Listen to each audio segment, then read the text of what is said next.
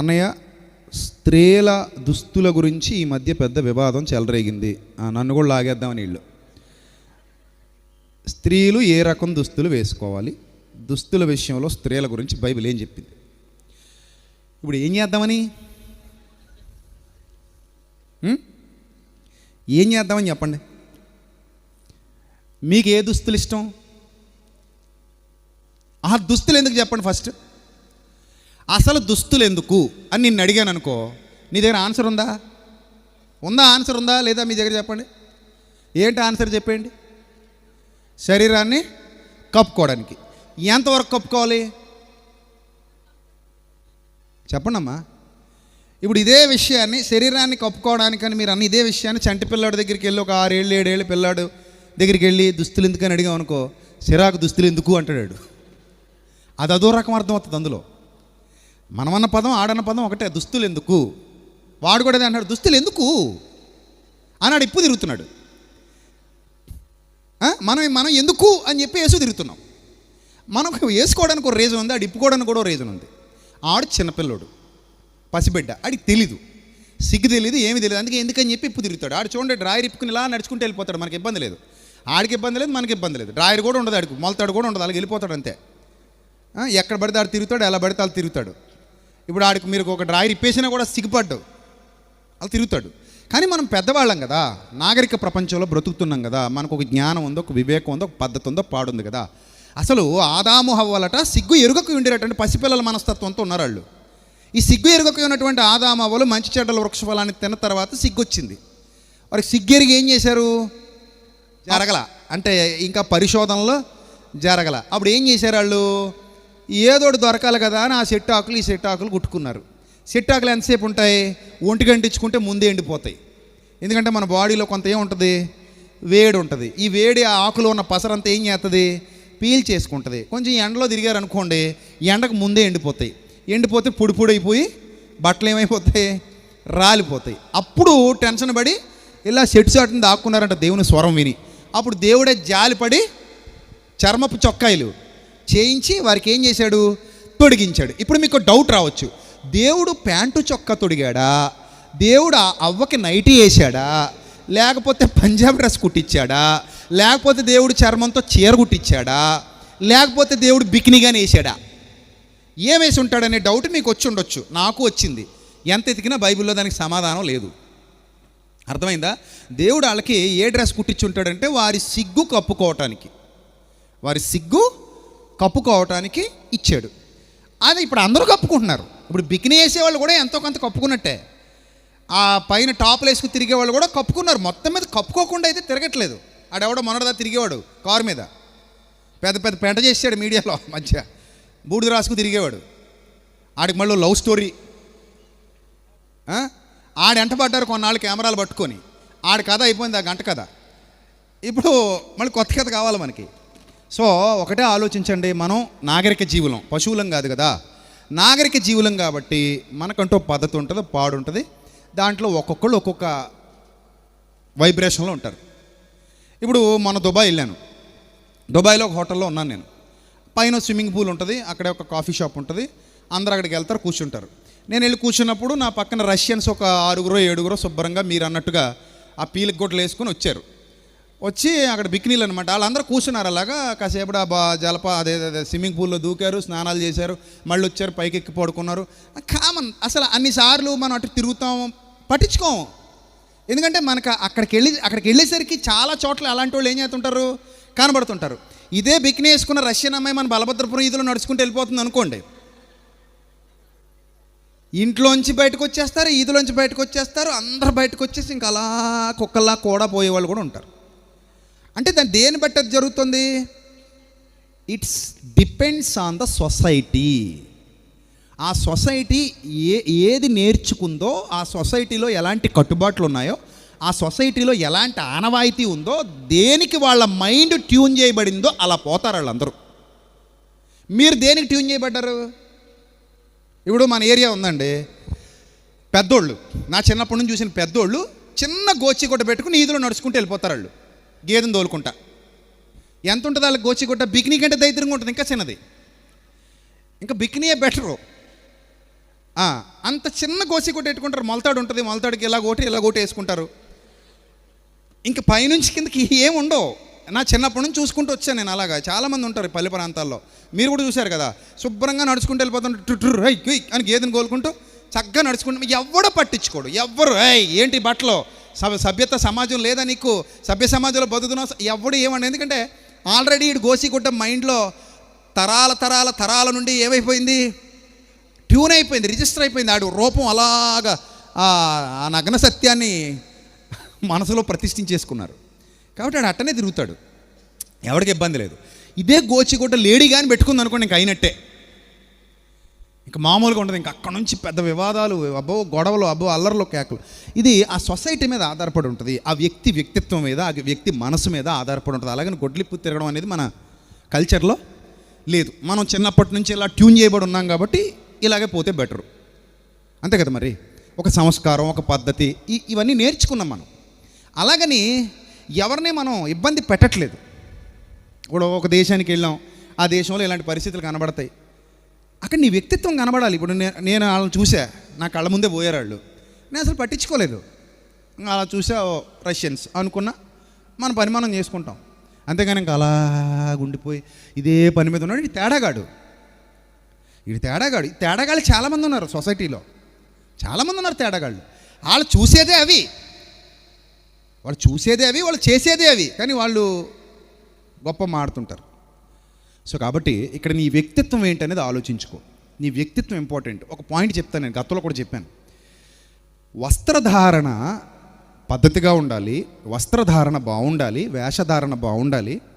దాని ద్వారా మగవాడైనా ఆడవాళ్ళైనా, నేను కేవలం స్త్రీల గురించి మాట్లాడట్లేదు, మగవాడి వస్త్రధారణ కూడా బాగుండాలని సమాజం గొంతెత్తి చెబితే బాగుంటుంది. అదే ఒక హీరో 6 ప్యాక్ చేశాడంటే చొక్కా ఇప్పి కనబడాలంట, రూల్ అది. ఏమంటే 6 ప్యాక్ చేసిన ఏ హీరో అయినా చొక్కా వేసుకుని కనబడతాడా సినిమాల్లో? 6 ప్యాక్ చేసిన ఏ హీరో అయినా చొక్కా వేసుకుని కనబడతాడా? కనబడితే ఇష్టపడతారా వీళ్ళు? ఇష్టపడరు. ఖచ్చితంగా కత్తి వచ్చి చొక్కాకి తగులుకోవాలి. ఆ కత్తి చొక్కాని ఏం చేయాలి? చింపేయాలి, లేకపోతే బనియన్ని చింపేయాలి, లేకపోతే ఈయన ఇలాగంటలోకి అది పర్రమని చిరిగిపోవాలి. చిరిగిపోయి మొత్తం 6 ప్యాక్ అంతా కొబ్బరి నూనె రాసేసుకుని రెడీగా ఉంటాడు షూటింగ్కి ముందే. అప్పుడు వెళ్ళి వస్తాడు జిమ్కి, అలా పొంగిపోయి ఉంటే. అందుకే సాయంత్రానికి అయితే మళ్ళీ పాలు పొంగులా దిగిపోతాయి. ఆ కొబ్బరి నూనె అంతా రాసేసుకుని మీకు కనబడతలోకి చప్పట్లు కొట్టి విజిల్స్ చేసి, అవి బలిగిప్పావురా, నువ్వు బలిగిప్పావు, బాగున్నాయి 6 ప్యాక్ పలకలో, బాగా తిరిగినాయి మడతలో అనుకుంటారు వీళ్ళు. అంటే ఇప్పుడు మగవాడినేమో ఇప్పుకు తిరగమని, ఆడవాళ్ళనేమో కప్పుకు తిరగమని. That is not our society. అందరూ కప్పుకు తిరగండి, మీరు ఎవరు ఇప్పుకు తిరిగే పరిస్థితి ఇప్పుడు అవసరం లేదు. అదో పద్ధతి. నాకు ఆ పద్ధతి నచ్చలేదంటే నీకు నచ్చినట్టుండు. ఇక్కడ ఎవరు ఇబ్బంది పెట్టడానికి లేరు. సో కాబట్టి మీకు అర్థమైందమ్మా వస్త్రధారణ ఎలా ఉండాలో. లేదు నేను ఇలాగే ఉంటానంటావా, ఉండు, ఎవడేం చేయగలడు. చూస్తారు, 2 రోజులు చూస్తారు, 3 రోజులు చూస్తారు, తర్వాత వాళ్ళకి అలవాటు అయిపోద్ది నీ పద్ధతి. ఇంక ఈవిడ ఇంతే కదా అనుకుంటారు, అంతే కదా. సో ఎవరి కంఫర్ట్ వాళ్ళది. ఇప్పుడు పబ్లిక్లో ఉన్నప్పుడు ఒకలా ఉంటాం, ఇంట్లో ఉన్నప్పుడు ఒకలా ఉంటాం, బయటికి వెళ్ళినప్పుడు మరోలా ఉంటాం, పర్సనల్గా ఉన్నప్పుడు ఇంకోలా ఉంటాం. అది మన వ్యక్తిగతం. అంత మాత్రాన సొసైటీని చెడగొట్టేవి కావు, చెడగొట్టే విధంగా ఉండడానికి కూడా వీల్లేదు. సో ఇవన్నీ మీరు ఆలోచించుకొని తగిన నిర్ణయం మీరే తీసుకోండి. ఇంకా నన్ను అంతకు మించి ఏమీ అడగకండి. ఇక మరొక పాయింట్ చెప్తాను. బట్టలు బాగోకపోతేనట పశువుల్లా మీద పడిపోతారు అని అన్నప్పుడు, అక్కడ నేను మొదటిగా మాట్లాడేది బట్టలు బాగోకపోవడం అనేది లోపం అయితే పశువుల్లా మీద పడటం లోపం కాదంటారా ఏంటి? సరే, బట్టలు బాగాలేదు, అది ఆ వ్యక్తిలో ఉన్న లోపం అనుకుందాం కాసేపు. ఒక అమ్మాయి బట్టలు బాగా వేసుకోకుండా రోడ్డు మీదకి వచ్చింది, అది అమ్మాయిలో ఉన్న లోపమే, రైట్, మంచిదే. ఇప్పుడు ఆ అమ్మాయి మీద పడిపోతున్న వాడిలో ఏ లోపం లేదంటారా? ఇప్పుడు ఒక ప్రశ్న వస్తుంది, ఆమె అలా ఉండబట్టే కదా వీడు పడిపోయాడు అంటారు, మంచిదే. ఆమె అలా ఉండబట్టే వీడు పడిపోయాడు అంటే వీడు ఏమైనా గడ్డి తింటున్నాడా? వీడికి వ్యక్తిత్వం లేదా? వీడేమైనా పశువా? వ్యక్తిత్వం లేదా? అరే వ్యక్తిత్వం లేదు అంటే ఆ అమ్మాయి అలా ఉంది కాబట్టి వీడు పడిపోయాడు. మరి చిన్నపిల్లల మీద ఎందుకు పడిపోయాడు? పసిపిల్లల మీద ఎందుకు పడిపోయాడు? ముసలి వాళ్ళ మీద ఎందుకు పడిపోయాడు? అంటే వీడికి ఏమి లేదు, వ్యక్తిత్వం లేదు. ఒక అమ్మాయి బట్టలు బాగాలేదు కనుక అంతమంది మీద పడ్డారు అంటే ఆ అమ్మాయిది తప్పైతే మీద పడ్డ వీళ్ళది కూడా తప్పే. అక్కడ ఇద్దరిది తప్పనాలి తప్ప నువ్వు ఒక్కరిని బ్లేమ్ చేయడం కరెక్ట్ కాదు. మీద పడ్డ ఈ కుక్కలది తప్పు కాదా అని అడగాలి నువ్వు. అని అంత కుక్కలా మారిపోయావా నువ్వు? ఇప్పుడు అవతలేదో ఇప్పుడు స్వీట్ షాప్, నీకు స్వీట్లు అంటే ఇష్టం, నాకు ఎదురుగుండా పెట్టి అమ్ముతున్నాడండి అందుకనే మీద పడి తినేసానండి నేనంటే ఏమైనా బాగుందా? నిన్ను ఎవడు రోడ్డు మీద పెట్టి అమ్మమన్నాడు? నాకు కనబడితే తినేస్తానని నీకు తెలీదా? నాకు స్వీట్ అంటే ఇష్టం అని నీకు తెలీదా? అంటే ఆడు చెప్పు తీసి కొట్టేస్తాడు. నేను అమ్ముకోవడానికి పెట్టుకున్నా అంటాడు. నీకేముండాలి? కంట్రోల్ ఉండాలి. కనబడింది కదా అని చెప్పి వెళ్ళి తీసేసి తినేస్తావా నువ్వు? ఇప్పుడు నీకు రోడ్డు మీద వెళ్తుంటావు, ఇల్లు అందంగా కనబడింది, వెళ్ళి లోపలికి వెళ్ళిపోయి బెడ్రూమ్ తలుపు తీసుకుని వెళ్ళి మంచమే పడుకుంటావా ఏంటి? కాలు చేతులు ఇరిచేస్తారు. ఆడు ఇల్లేదో కట్టుకున్నాడు అందంగా, గేట్ ఎట్టుకోలేదు అనుకుందాం, మనకెందుకు? ఆడు గేట్ ఎట్టుకుంటాడు, ఎట్టుకోపోతే ఎట్టుకోండి. నీ బుద్ధి ఏమైంది? నీకు కూడా బుద్ధి ఉండాలిగా, నీకు కూడా బుద్ధి ఉండాలి కదా. ఇప్పుడు గేట్ ఎట్టుకోపోతే ఏ కుక్క లోపలికి వెళ్తుంది? నువ్వు కుక్క కాదు కదా, నువ్వు మనిషివి కదా. సో కాబట్టి వాళ్ళకే సంస్కారం ఉండాలి, వీళ్ళకే ఉండాలి. ఇక్కడ తప్పు ఉంటే ఇద్దరిది తప్పు ఉంది తప్ప ఒక్కళ్ళ తప్పు అనకూడదు. ఇప్పుడు యేసుప్రభు వారి దగ్గరికి వ్యభిచారం మందు పట్టబడిన స్త్రీని తీసుకొచ్చారు. పురుషుడేడు మరి? స్త్రీని మాత్రమే తీసుకొచ్చారు, పురుషుడేడి? ఇప్పుడు ఒక్కతే చేసిందా వ్యభిచారం? ఇంకొకడు లేడా అక్కడ? ఆమెతో వ్యభిచరించిన వాడు ఉండాలిగా, వాళ్ళు లేడంట. ఈవిడ ఒక్కతే వ్యభిచారట. అక్కడ ఇద్దరూ వ్యభిచారులే, ఇద్దరూ దొంగలే, ఇద్దరిది తప్పే. అది వాళ్ళ వ్యక్తిత్వం మీద ఆధారపడి ఉంటుంది. మనలో యథార్థత ఉంటే, మనలో మంచితనం ఉంటే, మనలో నీతి ఉంటే, వాళ్ళు ఎలా కనబడినా నీ బుద్ధి బుగ్గైపోదు. యోసేపు ముందు పోతీఫర్ భార్య పద్ధతిగా కనబడద్దేటి? అట్రాక్ట్ చేయాలనుకున్నప్పుడు ఎలా కనబడద్ది? కొంచెం తేడాగానే కనబడద్ది. ఈయన బుద్ధి బాగుంది, అందుకే పై వస్త్రం పట్టుకు లాగుతున్నా ఈయన ఏమైపోయాడు? పారిపోయాడు. అది it's depends on your character. అది లోపల బిల్డ్ చేసుకో జ్ఞానాన్ని బట్టి. కాబట్టి బట్టలు ఎలా ఉండాలని నన్ను చిత్రంగా అడగండి. మీకు తెలీదా బట్టలు ఎలా ఉండాలో? అందరికీ తెలుసు. ఎలా ఉంటే గౌరవం వస్తుంది, ఎలా ఉంటే బాగుంటుంది, ఎలా ఉంటే కంఫర్ట్గా ఉంటుంది, అలా ఉండండి. ఇలాగే ఉండాలని ఏమి లేదు, కానీ మీకు తెలిసిన మీ మనసుని అడగండి. నా మనసా నేను ఎలా ఉంటే బాగుంటానని అడగండి. మీ మనసు చెప్పుద్ది మీకు. ఆ మనసు చెప్పినట్టు ఫాలో అవ్వండి. కాళ్ళు దగ్గర కప్పుకోవాలి. కొంతమంది ఇప్పుడు జాకెట్లు ఇక్కడ దాకా కుట్టించుకుంటారు, నా సూట్ లాగా ఉంటుంది వాళ్ళ జాకెట్. కొంతమంది ఇక్కడ కుట్టించుకుంటారు, కొంతమంది ఇక్కడ కుట్టించుకుంటారు. మీ కంఫర్ట్ అది. మొత్తానికి మీరు ఏదో అంటారో చూసారా, అలాగేదో ఉంటానంటే మీ ఇష్టం. దానివల్ల మీ గౌరవం పెరిగేదే ఉంటుంది, మీ గౌరవం తగ్గేదే ఉంటుంది కదా. కాబట్టి కంఫర్ట్ కావాలి అని చెప్పేసి దారి తప్పిపోవడం కంటే కూడా ఈ సమాజంలో ఎంతవరకు ఉంటే మంచిదో అంతవరకు ఆలోచించుకుని మీరుంటే అది మీకు క్షేమం, అది మీకు క్షేమం. అలాగని పద్ధతి తెలియని వాడు పశువు అయితే వాడు ఎక్కడున్నా పశువే. పసిబిడ్డ దగ్గర ఉన్న పశువే, వృద్ధురాల దగ్గర ఉన్న పశువే, యవనస్తురాల దగ్గర ఉన్న పశువు ఎప్పటికీ పశువే. ఆ పశుతత్వం పోవాలి. అందుకే నేను ఒక పాట రాశాను.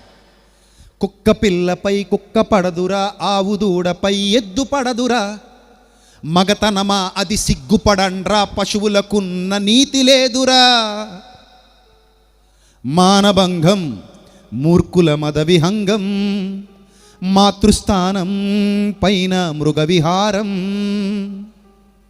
ఆ పాటలో కుక్క పిల్లపై కుక్క పడదురా ఎక్కడని చూసామా? ఆవు దూడపై ఎద్దు పడదురా ఎక్కడని చూసామా?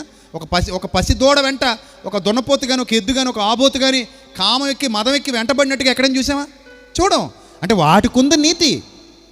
కుక్క పిల్లపై కుక్క పడదురా, ఆవు దూడపై ఎద్దు పడదురా, మగతనమా అది సిగ్గుపడండ్రా, పశువులకున్న నీతి లేదురా. నీకంటే పశువు బెటర్ రా అని రాశాను నేను పాట. కల్పన గారితో పాడిచ్చా, కల్పన గారితో. సో కాబట్టి ఆ జ్ఞానం లేక వ్యక్తిత్వాలు చెడిపోయి మనుషులు ఇలా తగలడిపోతున్నారు. అమ్మని చాలాసార్లు ఆ రుముపాలు తాగుతూ నగ్నంగా చూసాం. కానీ అమ్మలో మనకేం కనబడింది? దేవత కనబడింది, పవిత్రత కనబడింది కదా. కానీ బయటికి వెళ్ళేసరికి అమ్మతనం చచ్చిపోయింది. ఆ అమ్మతనం కనుమరుగైపోయేసరికి కామంతో కళ్ళు మూసుకుపోయి వెచ్చలవిడితనానికి మనిషి అలవాటు పడిపోయాడు. ఆ వెచ్చలవిడితనానికి అలవాటు పడిపోయి పశువులా ప్రవర్తిస్తున్నాడు. ఈ పశుతత్వం చావాలి, నీలో దైవత్వం మానవత్వం మేల్కొనాలి. అప్పుడు సమాజం బాగుంటుంది.